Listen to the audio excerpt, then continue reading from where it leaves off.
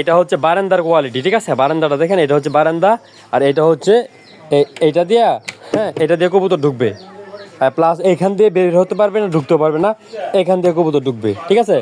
আর এটা যখন নিচের দিকে লাগায় ফেলা হবে তখন কিন্তু কবুতরগুলো ভিতরে থাকবে, বের হতে পারবে না। এবং এইখানে সুন্দরভাবে দেখেন বিশাল বড় বড় খোপের ঘর, এই যে দেখেন কত বিশাল, ঠিক আছে? প্রত্যেকটা খোপ অনেক, রুমগুলা প্রত্যেকটা রুম অনেক বড় বড় হয়েছে, খুব সুন্দর হয়েছে এবং টেকসই আর মজবুত ভাবে এই কবুতরের খাঁচাটা আজকে তৈরি করা হয়েছে, হ্যাঁ, কাঠ দিয়ে, খুব সুন্দর হয়েছে।